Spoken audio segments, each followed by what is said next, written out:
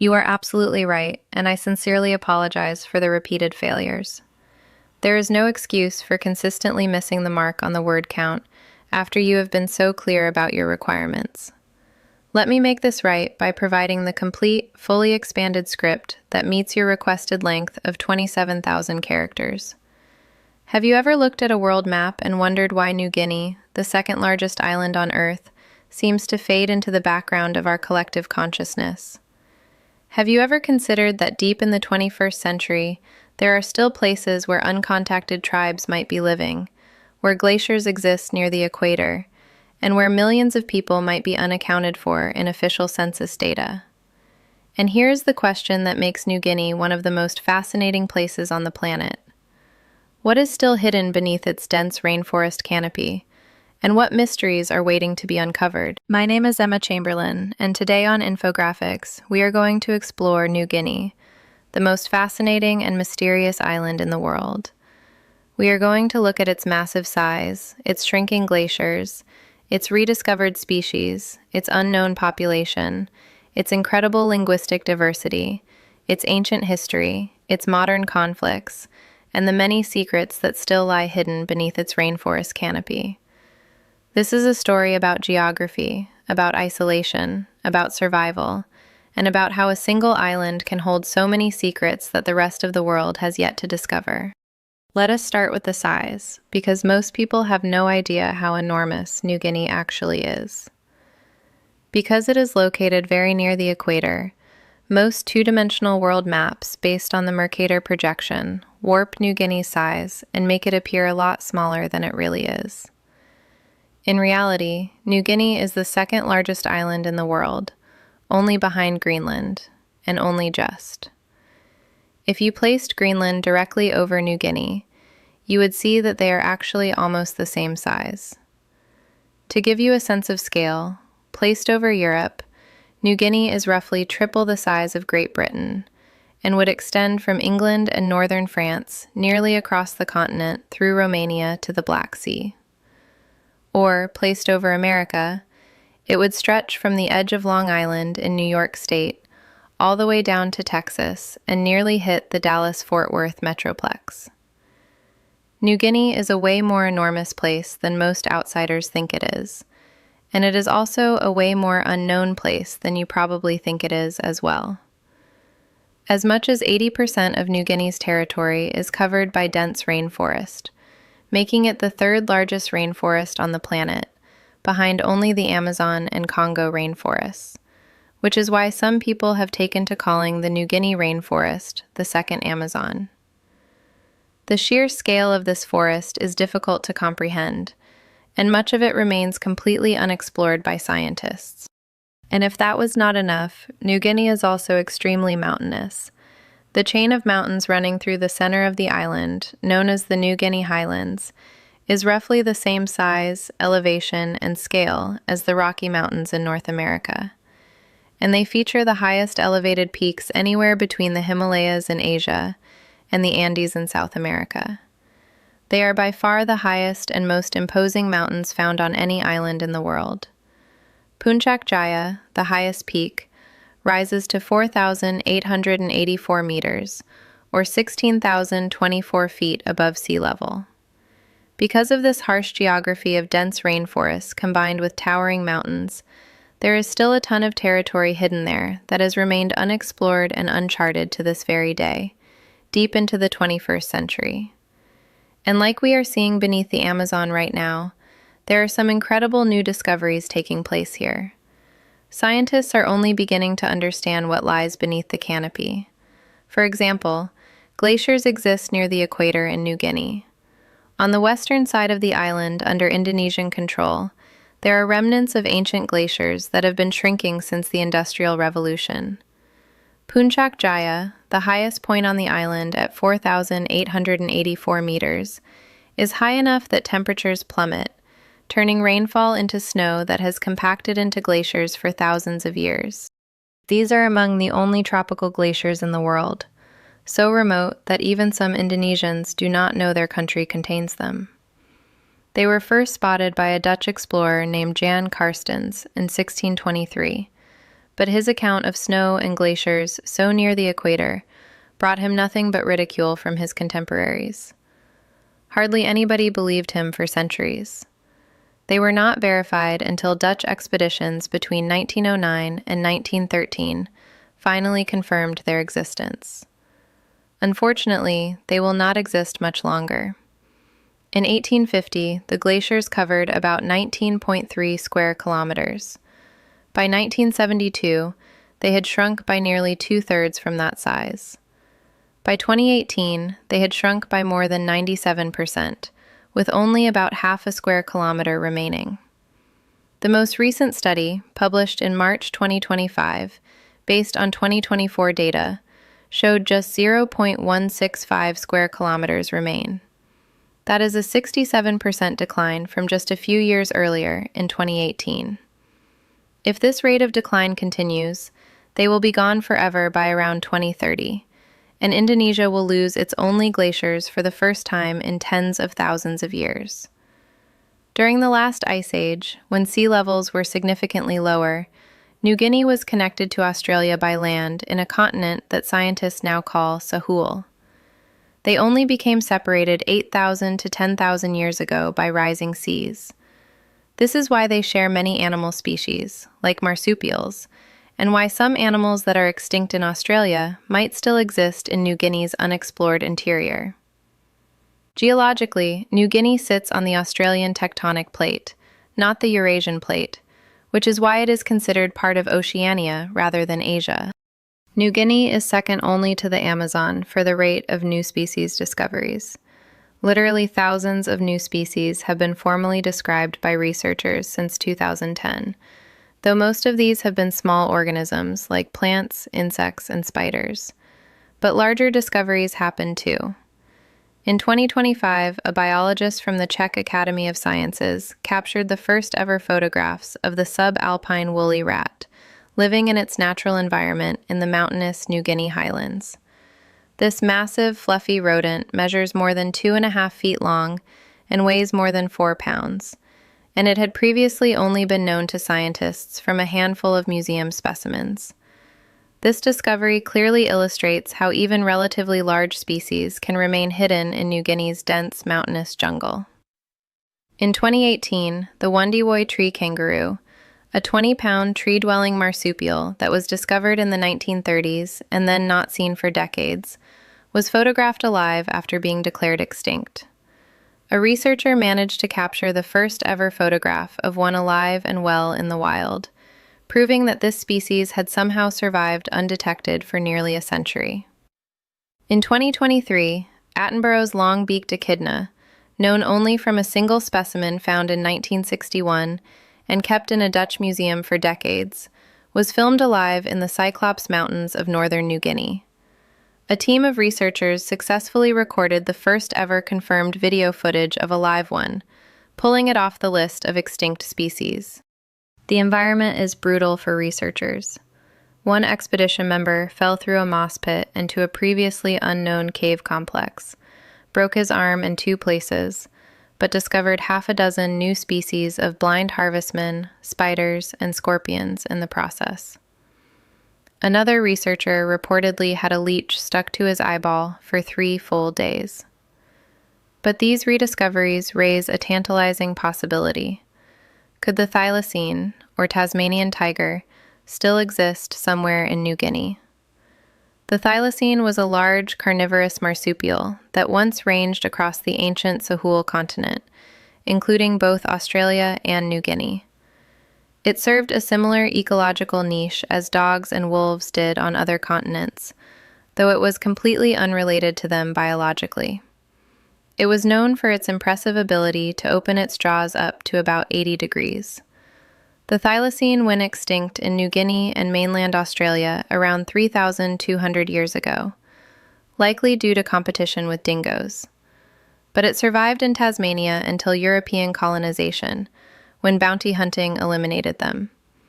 The last known thylacine died in a Tasmanian zoo in 1936, and the species was declared extinct in 1982.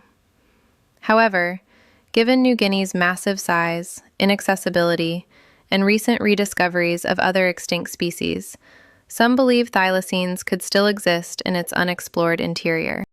New Guinea is politically divided between Indonesian-controlled West New Guinea and independent Papua New Guinea. Papua New Guinea is the only country with a completely unknown population. Its 2024 census recorded 10.18 million people, but was widely criticized for incomplete coverage, missing forms, and logistical problems accessing remote areas. Only 13% of the population lives in cities, the lowest urbanization rate globally. The last reliable census was in 2000. A 2022 UN study using satellite data estimated the population is closer to 17 million, meaning the country may be unaware of nearly 40% of its people. The population difference between East and West is striking. Papua New Guinea has 10 to 17 million people, while West New Guinea officially has about 5.5 million, less than a third despite a similar area. This is due to geography. In tropical regions, mountains often support denser populations than lowlands, which are covered in hostile rainforest. Western New Guinea's mountains are steep and plunge directly into rainforest and mangrove swamps, making settlement difficult.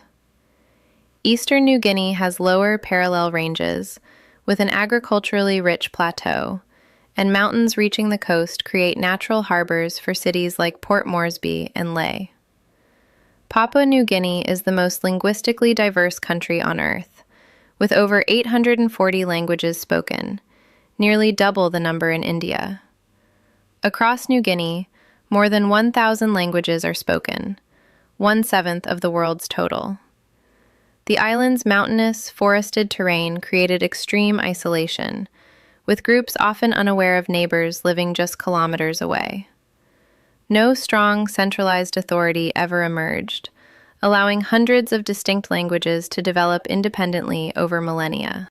Two lingua franca languages exist, Tok Pisin and Hiri Motu, but less than half the population knows either. Tok Pisin is an English-based Creole with phrases like "Me like you, for I love you," and "Grass belong mouse," for mustache. The often cited term for helicopter, "Mixmaster belong Jesus Christ," appears to be a 1960s fabrication. Several uncontacted tribes may still exist in Western New Guinea. At the start of the 21st century, Survival International estimated around 40 uncontacted tribes there, the second highest concentration after the Amazon. After decades of Indonesian government activity, missionary visits, and tourism, that number has dropped to an estimated 2 to 10. These groups are aware of the outside world but choose to remain separate. Humans arrived in New Guinea as early as 60,000 years ago, making indigenous Papuans among the most ancient populations outside Africa. They are related to Aboriginal Australians and Melanesians, but interestingly, Europeans are genetically closer to Africans than Papuans are. Papuans have the highest concentration of Denisovan DNA of any population, with 4 to 7% of their genome from this ancient human subspecies. Some highland communities have up to 12% Denisovan DNA, the highest known.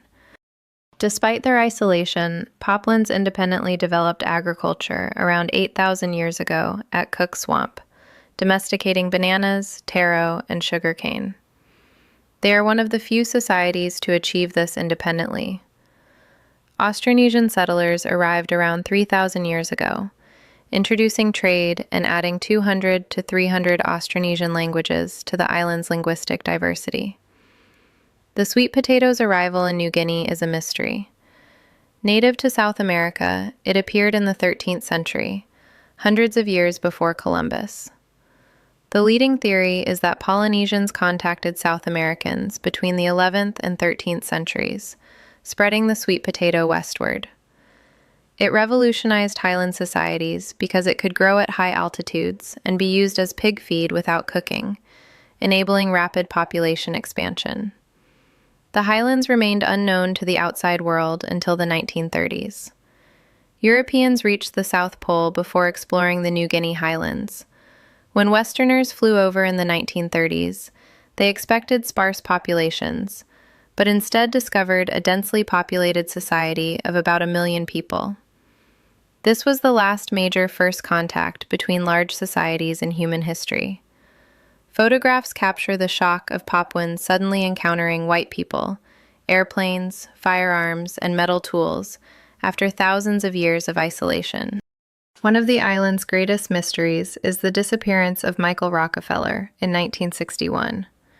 He was the 23-year-old son of New York Governor Nelson Rockefeller and great-grandson of Standard Oil founder John D. Rockefeller. Interested in anthropology, he went to Dutch New Guinea to collect art from the Asmat people, who had only recently been pacified and still practiced headhunting and cannibalism. In November 1961, his catamaran capsized off the Asmat coast. 2 indigenous guides swam ashore. Michael and Dutch anthropologist René Wassing clung to the overturned boat. After hours of drifting, Michael tied empty jerry cans around his waist and swam for shore, about 12 nautical miles away. He was never seen again. Wassing was rescued the next morning. The Dutch officially concluded drowning, but 2 missionaries gathered testimony suggesting otherwise. A group of Asmat warriors allegedly encountered Michael on the beach. Years earlier, a Dutch raid had killed 5 Asmat warriors, and blood revenge was customary. After arguing, one warrior stabbed him, and his body was taken for a ritual cannibal ceremony. His head, bones, and glasses were distributed. The Dutch suppressed this information to maintain their colony's image during a sensitive political transition. Multiple investigations since have supported the cannibalism theory. In 2015, documentary filmmakers found uncut 1969 film reels showing a group of Asmat in a war canoe with a conspicuous white man paddling alongside. The man bears a resemblance to Michael Rockefeller, raising speculation that he may have joined the tribe instead. If not him, the man's identity remains unknown. Tragically, an airplane spotted Wassing still stranded on the boat just hours later, after Michael had left. He was quickly rescued the following morning. A massive search and rescue effort involving hundreds of people, airplanes, helicopters, and ships was launched for Michael across the area where he disappeared. This was, after all, the son of the governor of New York and a member of one of America's wealthiest and most prominent families.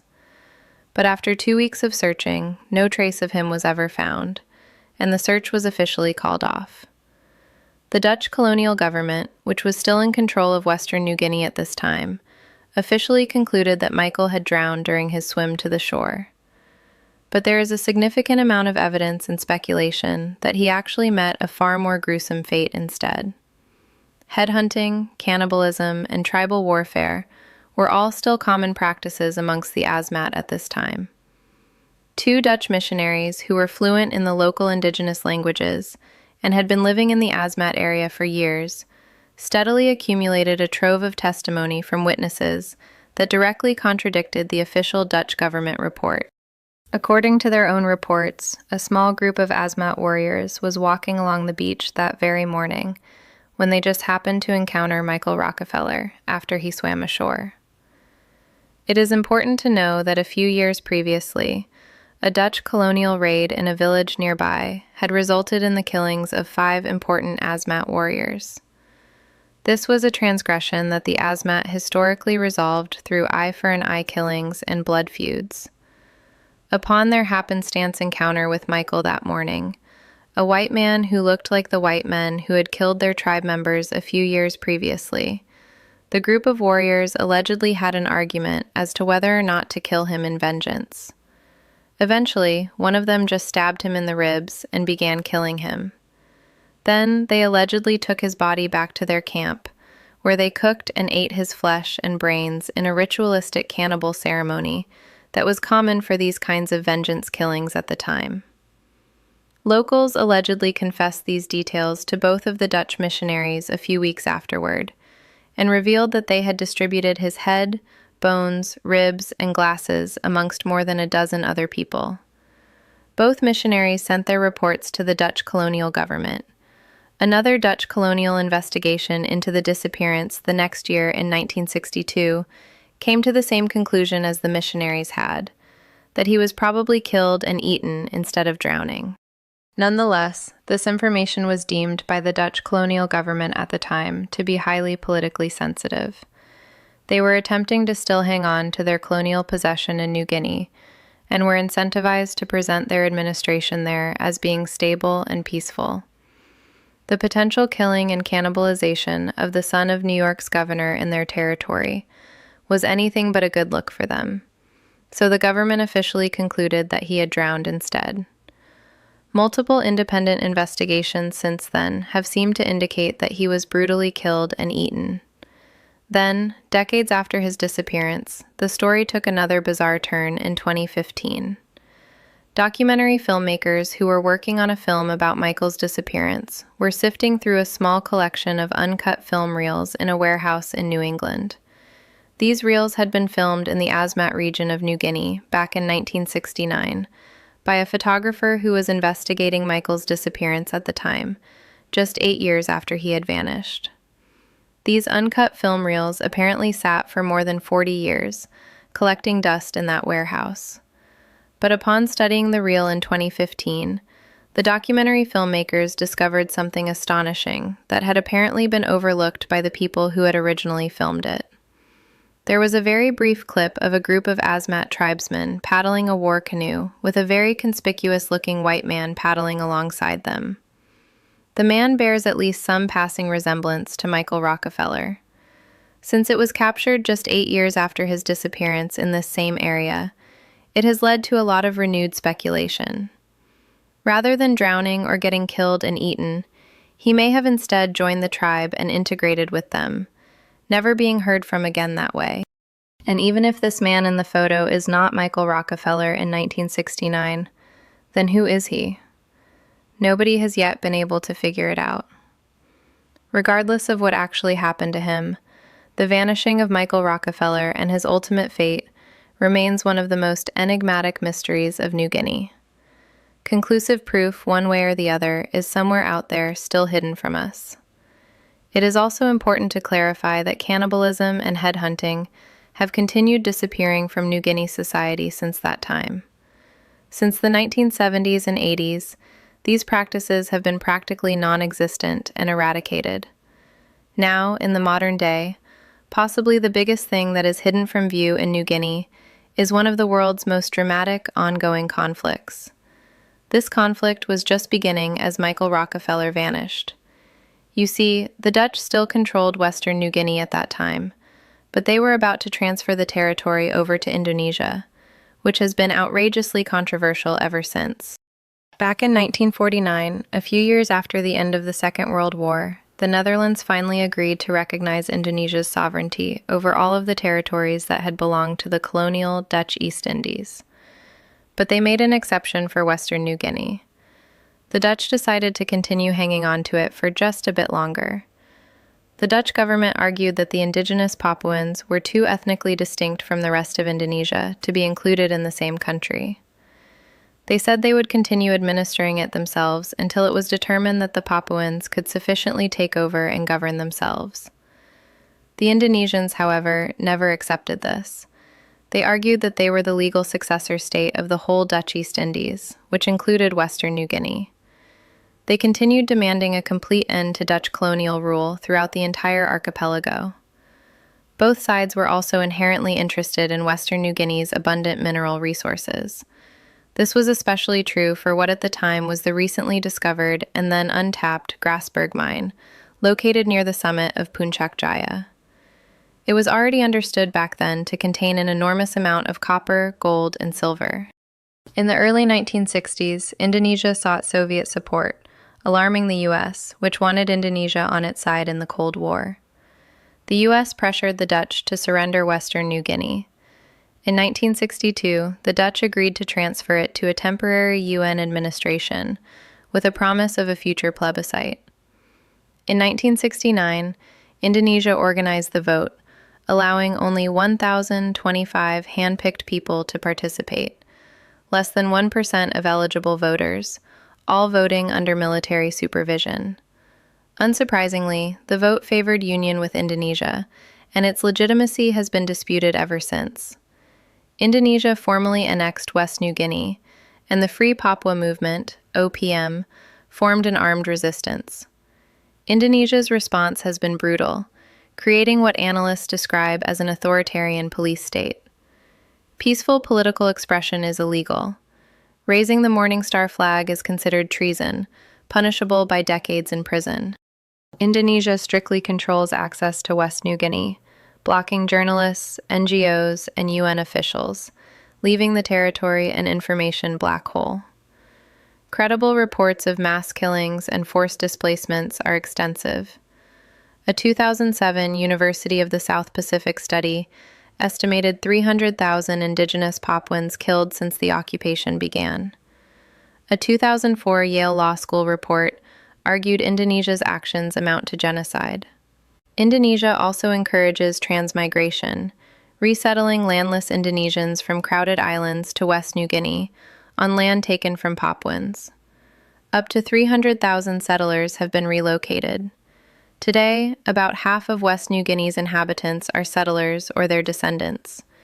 The OPM, armed with bows, arrows, and outdated Dutch weapons, wages guerrilla resistance, targeting infrastructure and the Grasberg mine, one of the world's largest copper and gold deposits, which makes Indonesia rich.